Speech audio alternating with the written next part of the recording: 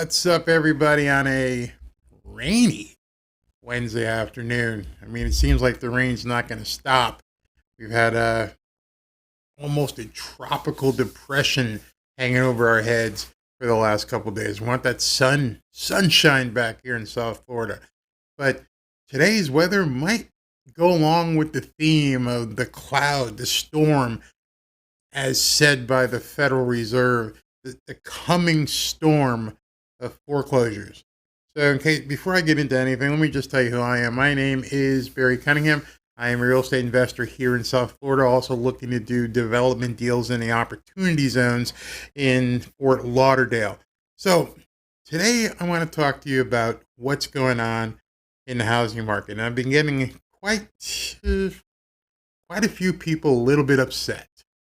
Said I'm bringing the doom and gloom a little bit too much. But I'm not trying to be doom and gloomy. I'm trying to be realistic. You see, this isn't a show about how to buy houses. This isn't a show for realtors to come out and say it's a great time to buy. This is a show that I created.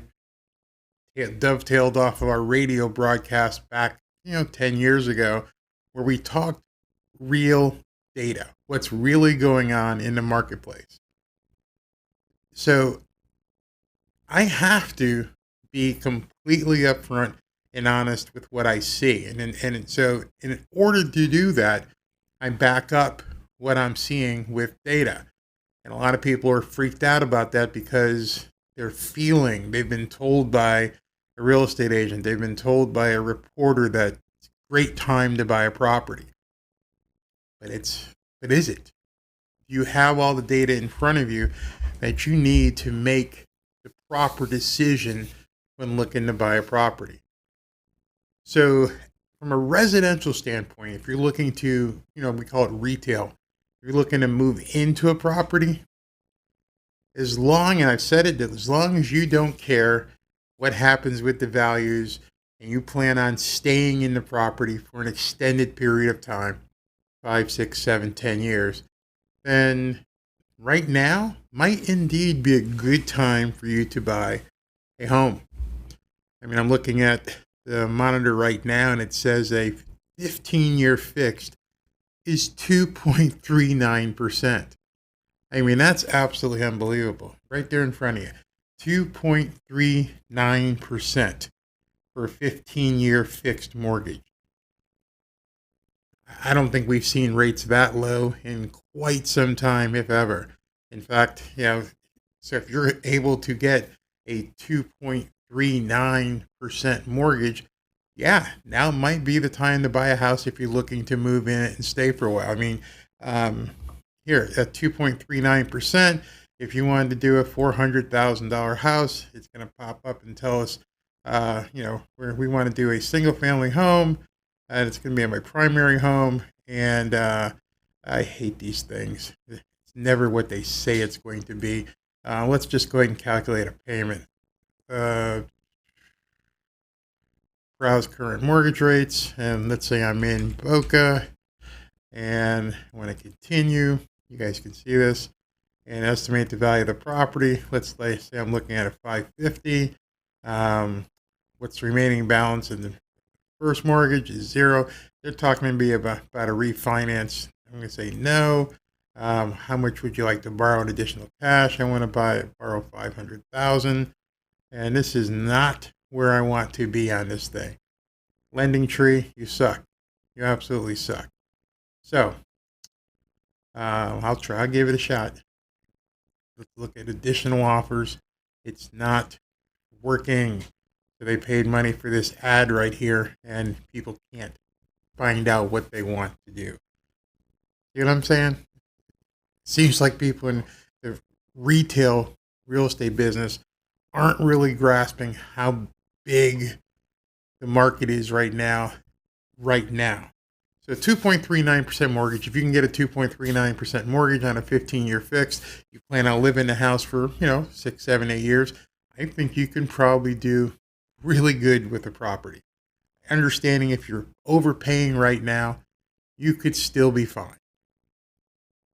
You know what I mean? Buy a $500,000 house, you get say a 3% mortgage is $15,000. I mean, where are you going to get a payment of $1,500 a month or so on a $500,000 house? That's insane. That's fantastic. Buy the house, stay in it for a couple of years. If the value drops, you're still good. Now, let's move those people off the table. We're talking about real estate investing. We're talking about making money in real estate. So remember back, I'd say, I can tell you the date, in September, I spoke to you about this article that popped up in the South Florida Business Journal, and it said 33,000 homeowners are basically in some form of delinquency, some form. And then I followed that up with, hey, listen, are things getting better? No, delinquencies are still on the rise in South Florida. Well, there have been a few people who have said, well, Barry, delinquencies aren't everything. There's, people who are in forbearance programs and are looking to modify their mortgages and looking to hopefully stay in their property. What percentage of those people? 4%, I believe. 6% of people are with mortgages are trying to stay in the property and do a forbearance agreement. And that's, of course, you can extend your payments for up to a year. I mean, we're in October right now. Some people who have gone into forbearances may be able to extend their payments. Let's say you did it in June of this year and you filed a forbearance. And now you've got, a year to get back on your feet. Come next June 2021, where are you going to be? Hopefully you've caught up and you can resume. But based on what we're seeing in the marketplace, that might not be the case. So a lot of people in forbearance may not be able to successfully exit the forbearance process. And if they can't successfully complete the forbearance process and get things back on their feet, they're still going to be a part of the delinquent loans. Obviously, the Mortgage Bankers Association has a weird way of calculating delinquency. What they have said is that if someone is delinquent on their mortgage and has entered a forbearance agreement, they are still considered delinquent. So those factors may indeed cause the numbers to be not as tight as they should be. But when we're talking about 33,000 homeowners in South Florida have fallen behind by at least 90 to 120 days, what percentage you want to knock off of there? You want to knock off, 10%, 20%? I don't care. Take it. 20% of 33,000 is only 6,000. Means there's still 27,000 people just with FHA mortgages who are seriously delinquent. That's just the FHA. And then you take the entirety of South Florida, and it's at about 9% delinquent. Knock a couple people off percentage points over there, and you're still going to be talking about an immense number of people who are 90 to 120 days delinquent on their mortgages. Either way you look at it, no matter what mathematical equation you want to use, and my dog's over there, no matter how you want to obfuscate the obvious, there are still a tremendous amount of people in foreclosure. Not my take. Don't blame me because of these numbers. I'm looking at actual data. Don't flame me and say it's BS. Don't come to me and say Barry's making up these numbers. I'm not making up the numbers. I'm bringing it to you. Now, again, as a residential buyer, you could be okay. You could be fine in terms of getting a loan to move into a property that you're going to stay in. But I'm talking to investors. I'm talking to people who want to buy real estate as a commodity and trade real estate as a commodity. I'm talking about people who want to invest in private mortgages and be a part of deals. Those are the people that I'm talking to because this is the data that people are going to make a ton of money on. No way around it. The market for real estate investing, making money, investing. I'm just going to say it one more time, investing is going to be amazing. And I'm going to give you some extra data so you can understand what I'm talking about. Something came out recently that is really making me look at things. So I want you to take a look at this one as soon as I get back. Your source for profit. Hear what you need to know to succeed in today's real estate market.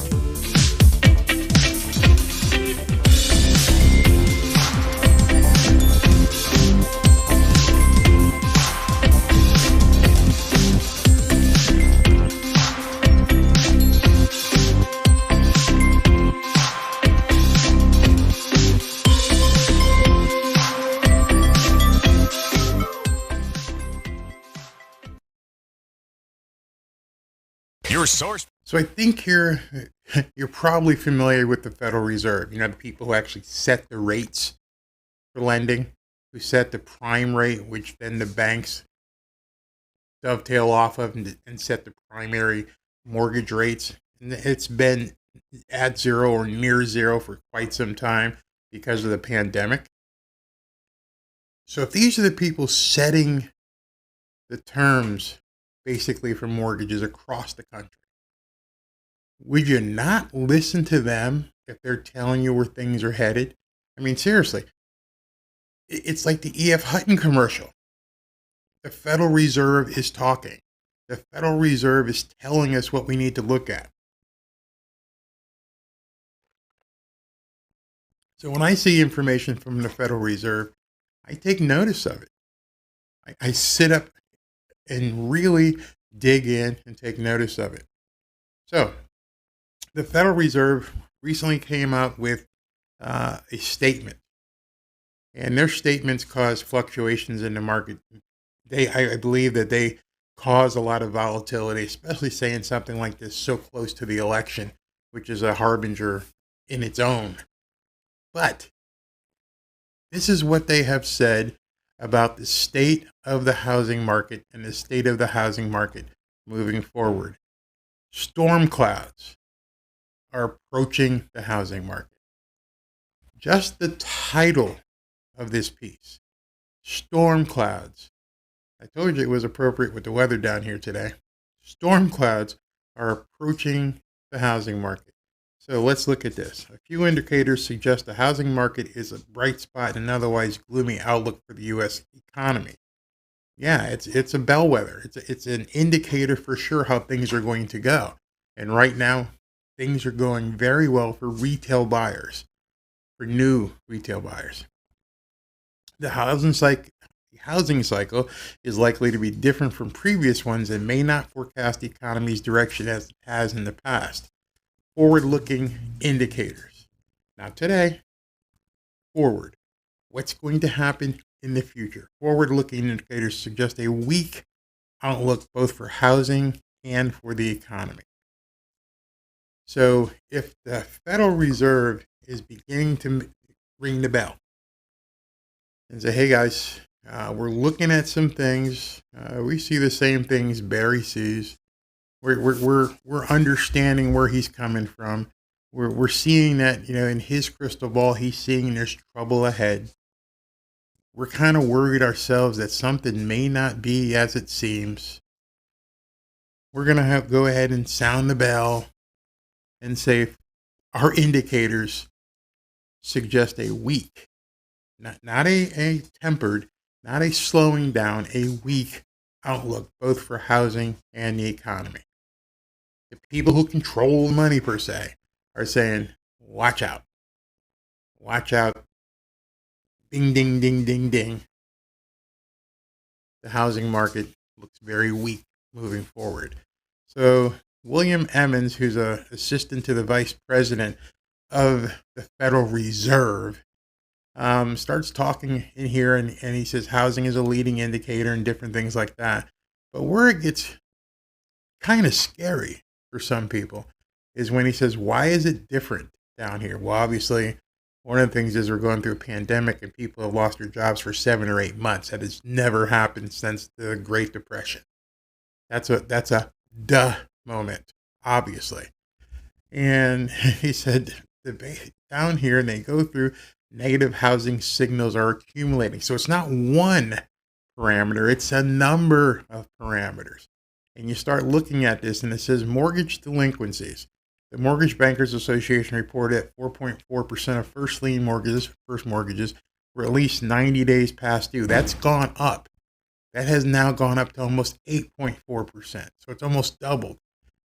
And then you see a graph, and this is where I dig in. This is where I begin looking at things and going, okay, this is the yummy stuff. Anybody know what happened around 2008, 2009? Remember the mortgage debacle when things collapsed?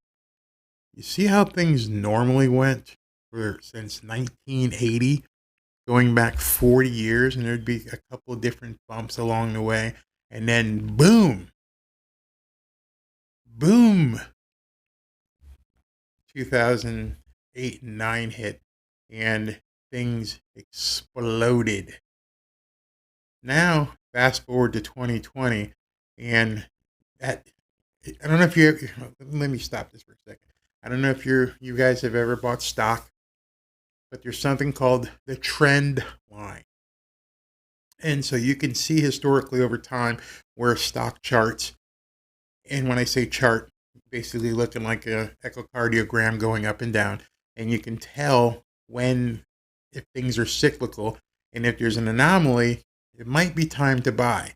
And one of the things I love is something that Seth Godin has said many times is buy the dip.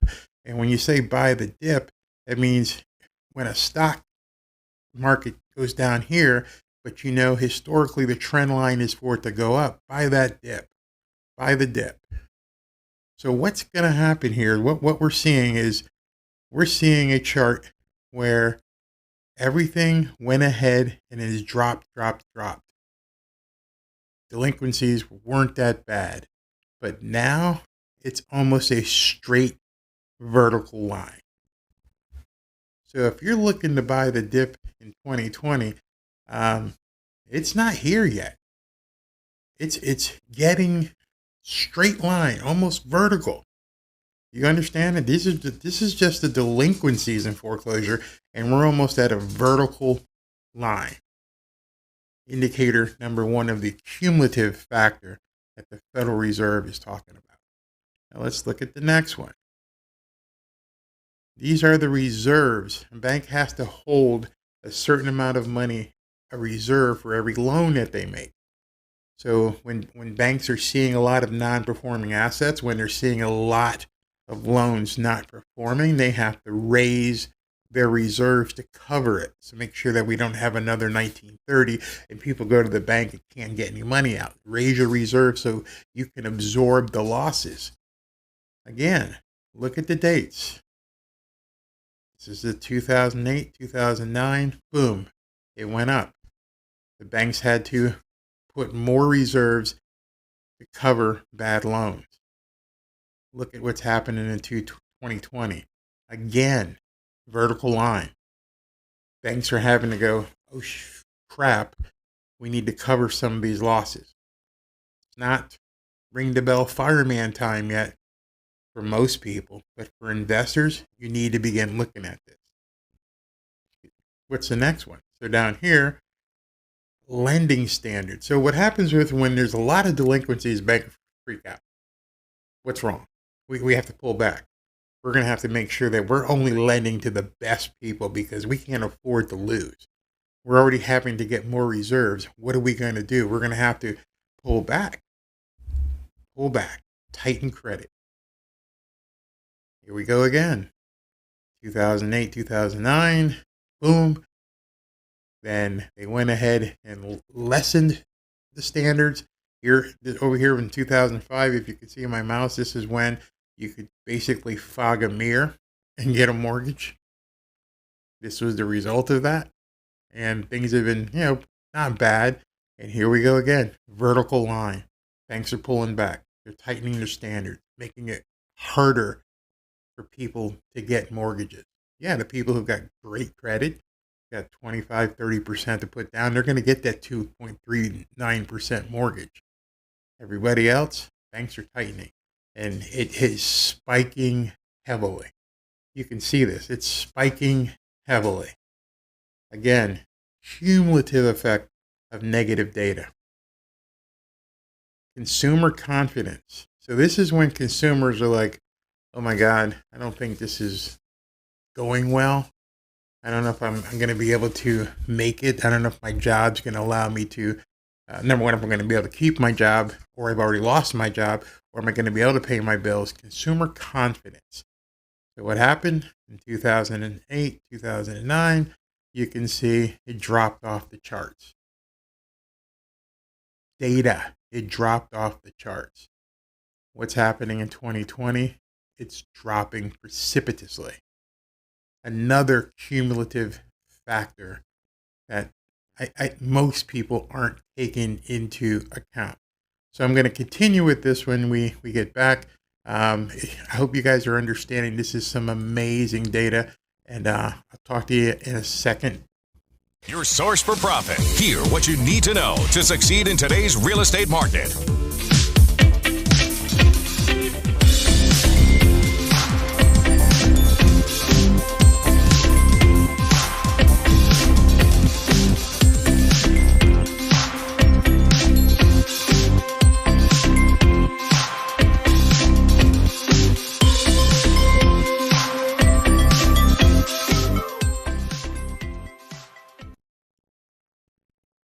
So are you seeing this? You're seeing why I have been so on this topic? Why I'm telling people who look to invest is you don't want to be doing certain things unless you know what you're doing and you're seeing what's happening. You've seen the cumulative effect that the Federal Reserve is talking about. You can see the iceberg in the water if you know what you're looking at, if you know what's going on. I mean, I talk all the time about the crystal ball. I don't need a crystal ball. I've got all the data right in front of me, and they keep putting it out, and they keep showing us, and they're saying, hey guys, something is wrong. Something is really wrong with this housing market. The economy overall, it's being propped up. All these mortgage foreclosures, moratoriums across the country. This data is based upon the moratorium being in place. When you look at 2008 and 2009, when this stuff was dropping, when all these data points were going crazy, there wasn't any foreclosure moratorium. Banks were foreclosing as fast as they could. I mean, everybody knows about the robo-stamping and how they were just trying to pump these things out. Now we're in a position where we're seeing the similar data points. We're seeing the drop in consumer confidence. We're seeing mortgage delinquencies rise. All of this is happening while the moratorium's in place. Think about that. This is happening and it's sounding bells, and we've got a moratorium in place. What do you think is going to happen when that moratorium is released? Whenever it's released. It's crazy. So let's go down, down here. And he talks about, and this is the assistant vice president of the Federal Reserve. That's my dog. You okay? The unprecedented nature of the current recession and associated economic policy responses makes forecasting more difficult than usual. Read between the lines. Hey, listen, there's an election in 2 weeks and we don't know what the hell is going to happen. Things can just go off the rails in the next couple weeks. What happens if Trump wins and he rescinds a moratorium? What happens if Biden wins and he extends a moratorium? Who knows what's going to happen in the next 30 to 60 days? Obviously, the Fed doesn't. There's a lot of stuff, a lot of volatility happening. Next sentence. Housing indicators have served as a good leading indicators of recessions and recoveries in the past. But there is no guarantee that the current strength in a few housing indicators is a reliable portent of broader economic strength. So what they're saying there is, hey, you got realtors out there saying it's a great time to buy a house.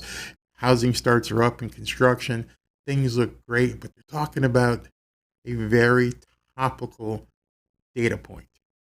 They're talking about Yeah, there are sales happening. People are buying houses sight unseen. Houses aren't even being shown, and they're getting 4, 5, 6 offers.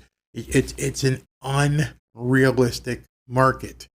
The Federal Reserve is telling you, hey, ringing the bell, being Quasimodo. Something is gonna happen. I mean, don't believe me. This is the data that. Hold on, let me just show you who he is. Again, Bill Emmons is Assistant Vice President and Economist at the Federal Reserve Bank of St. Louis. So this is the guy who actually sets the rates, who's in control of the money, one of the guys. And he's showing us in no uncertain terms that you can see for yourself. Look at the data. Don't listen to a realtor. Don't listen to some investor doing a class. Don't listen to some guru trying to sell you, some course. Look at the data. If you look at the data, it's clear what's going on. There's not even a doubt. I mean, we're seeing spikes and drops like we haven't seen in 10, 12 years. There is no comparison to anything other than the mortgage debacle from 2008 and 2009. It's nuts. Consumer confidence drop. Everything, all the data that we're seeing is showing us that the picture isn't as rosy as a lot of people are making things out to be. And that's before the election. We don't even know what's going to happen on November 3rd, 4th, or 5th. We don't know if the country is going to be cast into turmoil. So be careful out there right now. Understand that whatever agreements you get into, whatever deals that you decide to strike right now, I would be very, very careful if you don't get this thing closed and moved in before November 3rd, 4th, or 5th. Who knows what's going to happen to the market in the short term? The long term, the Fed is telling us. The Fed is telling us that the housing market is going to be weak. So let me lean in here. As an investor, it's almost go time. I mean, seriously, remember something that Mr. Buffett said a long time ago. Be fearful when others are greedy, and greedy when others are fearful. Right now, a lot of greedy people out there buying houses sight unseen, bidding wars, trying to get the best deal they can, not understanding that they may be paying $30,000, $40,000, $50,000 more than a house is worth. That's pure greed. Now for us investors, get your money, get your team ready. Because when the tide shifts and we're seeing all of the data being given to us, it's almost coming out on a daily basis. And they're showing us what the heck is going on. A lot of people are going to get hit with a lot of fear and trepidation. And after the election, not knowing what the hell to do. And at that point, it's time for investors to step in. Now, that may seem extremely vulturistic, but that's what we do. We're the ones the bank calls when there's all these non-performing assets. We're the ones that the bank dials up and says, Barry, can you do something about this property? We're liquidators. We're the people who come in and salvage the market. When you look at a chart like this, how do you think the banks rebounded? How do you think that they went from having such high reserves in 2009 or 2010 with being able to drop their reserves? How do you think the banks were going from really tight mortgage lending criteria to being able to relax that? How do you think consumer confidence was able to go back up? Think about that. The biggest one is, how do you think the mortgage delinquencies stopped? I'm going to tell you how they stopped. They stopped because investors like myself stepped in, took that non-performing asset. Look that up if you're not familiar with it. We took that non-performing asset off of the bank's hands. So what happened? The non-performing asset comes off of the bank's books. They no longer have to cover that risk. Okay? Understand this right here. See where it says loan loss reserves is a percentage of loans? The smaller amount of loans they have to cover, especially the bad ones, the better position financially the bank is in. So if they've got 1,000 loans that are 120, 140 days delinquent, and an investor can come in and either buy the paper or salvage the property from foreclosure, it makes the banks better. They don't have to hold as much of a reserve. They don't have to have such tight credit.